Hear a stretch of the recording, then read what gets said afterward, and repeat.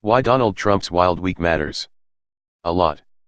Here are some of the things Donald Trump did in a week that at first appeared to be an incoherent torrent of unrelated events but may end up being one of the most significant of his presidency. He tore at the fabric of the Western alliance, challenged American values at home and abroad, praised autocrats and adopted their rhetoric and positions. He blamed Democrats for his own policy of separating kids from undocumented migrant parents and set off a trade war with China. After meeting North Korean leader Kim Jong-un in an epical encounter in Singapore, he shocked the world by saying the murderous dictator loved his people. And back home, another round of primaries and clashes with the cowed congressional GOP only served to cement his power over his party. Yet while the president plunged into a staggering range of issues and controversies, there was a method to it all. Learning English opens new doors for billions around the world more than ever before. Trump imposed his personality and political will on Washington and the world. He went further than ever in crafting an alternative reality around his White House that may be misleading but has enthralled millions of people. Trump's impromptu press conference on the North Lawn of the White House on Friday unfolded as a breathtaking display of charisma, misrepresentation, hubris, and salesmanship that has no obvious parallel in the modern history of Western democracies. And Trump, as his West Wing staff begins to hollow out and his fascination with the techniques and personalities of global autocracy grows, appears intent on expanding the scope of his own power. He was so confident he even let reporters in on his secret in Singapore when he said that he believed Kim would follow through on vague commitments to denuclearize but would just change his story if the North Korean leader fell short. "I may stand before you in 6 months and say, hey, I was wrong. I don't know that I'll ever admit that, but I'll find some kind of an excuse," Trump said. A different world. All politicians paint a version of reality that can inspire and motivate their followers. But few have gone as far as Trump in creating a different dimension that blurs established fact, defies accountability, and knocks the rest of politics off its axis. Trump constructed a world in which an inspector general's report from the Justice Department cleared him of collusion and invalidated Robert Mueller's investigation. It did not. He claimed he had lifted the North Korean nuclear threat. He did not, and Pyongyang has so far done nothing after the summit to destroy its nuclear and missile program. Trump claimed there were hugs and kisses at the end of the G7 summit. In fact, multiple diplomatic sources have described the meeting as the most acrimonious in the modern history of the West.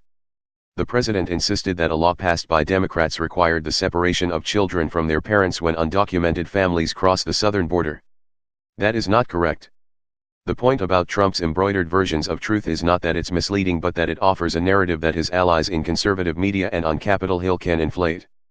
There aren't many dissidents in the Republican Party but Tennessee Senator Bob Corker, who has the luxury of a looming retirement that permits him to critique the president, warned the GOP risked becoming a cult-like situation.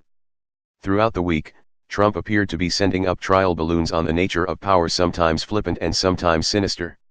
For instance, in a Fox News interview on Friday, he noted that when Kim speaks his people sit up at attention, adding, "I want my people to do the same." He later insisted he was kidding, though it didn't seem like it at the time. After all, Trump had earlier in the week saluted a general from North Korea, where the armed forces are the instrument behind the world's worst human rights record. The president also slammed US and South Korean military maneuvers as provocative and called for Russia to be let back into the G7/G8, continuing his odd habit of adopting the foreign policy positions of US adversaries in Beijing, Pyongyang, and Moscow. Another aspect of Trump's method of power projection that doesn't seem funny is his frequent musing over his pardon power and insistence that he could even wield it to absolve himself if necessary. His top lawyer Rudy Giuliani also fueled an impression of a president willing to flex expansive power when he insisted that the Inspector General's report meant the Mueller probe should be frozen, then told the New York Daily News that the investigation could be cleaned up with presidential pardons. Trump's explainers often accuse the media of taking the president's words too literally or of mistaking his sarcasm for intent when he slips into autocratic rhetoric. Some Republicans say his unorthodox approach to North Korea, and his heavy flattery of Kim may be worth a try. "We have a little window open and the president is trying to go through it in the way that he does things. Some people don't like it, some people may think it's not appropriate. But we have got some sunshine where we had nothing," Scott Jennings, a former special assistant to President George W. Bush, told CNN's Jake Tapper on Friday. "And I think most Americans are going to say, well, we are trying something different and maybe that's the answer." The cult of the victim. But Trump's media appearances this week have also revealed another trait he shares with his autocratic friends like Russian President Vladimir Putin, Chinese President Xi Jinping and Kim a tendency to conjure a feeling of victimhood around himself, his followers and the nation. For Trump, when the media fact-checks his many falsehoods or points out that his summit with Kim produced no verifiable framework for North Korea's denuclearization, it's evidence of unfair coverage by the fake news. Any suggestion that his campaign colluded with Russia or that he obstructed justice is evidence of a deep state witch hunt against him.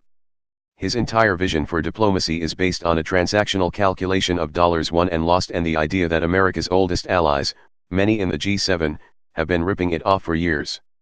And by stoking resentment over immigration, he is making an implicit case to his supporters that their culture is being victimized by outsiders.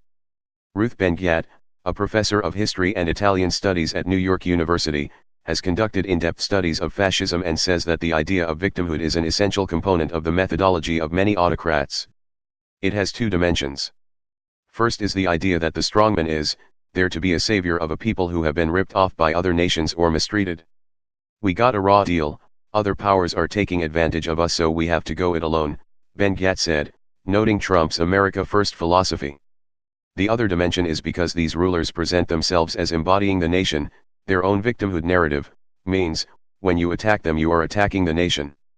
Trump came close to embodying the second dimension, portraying himself as the personification of the United States in his response to the FBI raid on the office and residencies of his personal lawyer Michael Cohen in April. It's an attack on our country in a true sense. It's an attack on what we all stand for, the president said. Ultimately, the fate of Trump's efforts to test the limits on his power will depend on countering weight of institutions.